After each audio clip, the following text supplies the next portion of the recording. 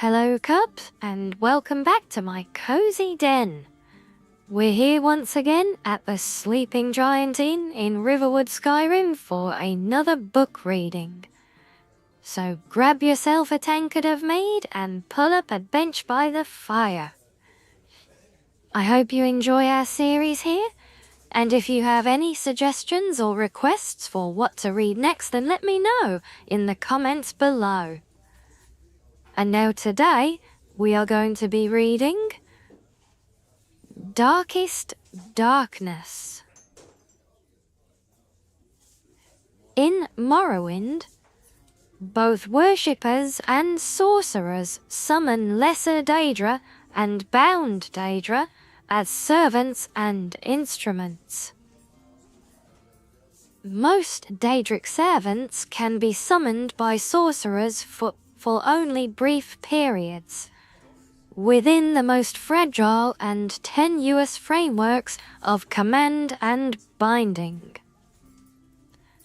This fortunately limits their capacity for mischief, though in only a few minutes, most of these servants can do terrible harm to their summoners as well as their enemies.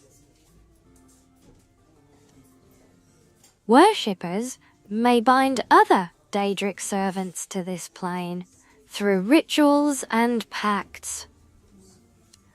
Such arrangements result in the Daedric servant remaining on this plane indefinitely, or at least until their bodily manifestations on this plane are destroyed, precipitating their supernatural essences back to oblivion. Whenever Daedra are encountered at Daedric ruins or in tombs, they are almost invariably long-term visitors to our plane. Likewise, lesser entities bound by their Daedric lords into weapons and armor may be summoned for brief periods, or may persist indefinitely, so long as they are not destroyed and banished. The class of bound weapons and bound armors summoned by temple followers and conjurers are examples of short-term bindings.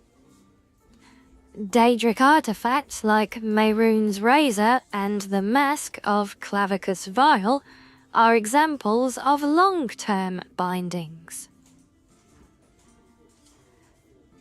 The Tribunal Temple of Morrowind has incorporated the veneration of Daedra as lesser spirits subservient to the immortal Almsivi, the triune godhead of Almalexia, Sothasil, and Vivek.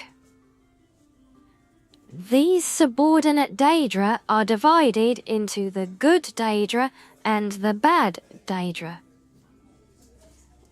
The good Daedra have willingly submitted to the authority of Almsivi.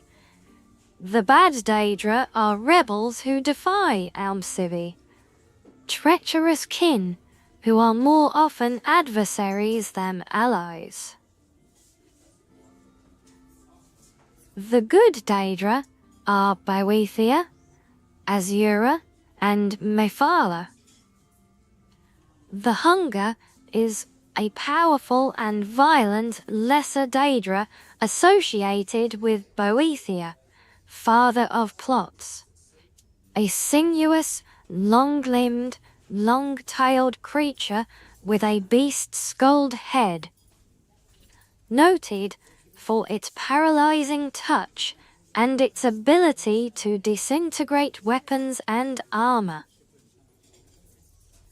The Winged Twilight is a messenger of Azura, goddess of dusk and dawn. Winged Twilights resemble the feral harpies of the West, though the feminine aspects of the Winged Twilights are more ravishing, and their long, sharp, hooked tails are immeasurably more deadly. Spider Daedra are the servants of Mephala, taking the form of spider humanoid centaurs, with a naked upper head, torso and arms of human proportions, mounted on the 8 legs and armored carapace of a giant spider. Unfortunately, these Daedra are so fierce and irrational that they cannot be trusted to heed the commands of the spinner. As a consequence, few sorcerers are willing to either summon or bind such creatures in Morrowind. The bad Daedra are Mehrunes Dagon, Malakath, Sheogorath, and Melag Bau. 3 lesser Daedra are associated with Mehrunes Dagon: the agile and pesky Scamp, the ferocious and beast-like Clanfear, and the noble and deadly Dramora.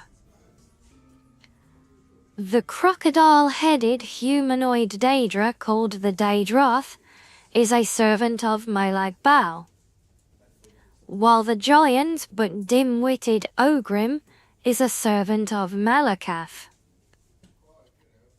Sheogorath's lesser Daedra, the Golden Saint, a half-clothed human female in appearance, is highly resistant to magic and a dangerous spellcaster.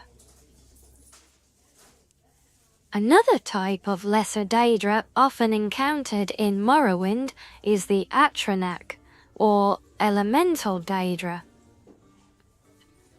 Atronachs have no binding kinship or alignments with Daedra Lords, serving one realm or another at whim, shifting sides according to seduction, compulsion, or opportunity. Well, there you go. I hope you've enjoyed this one.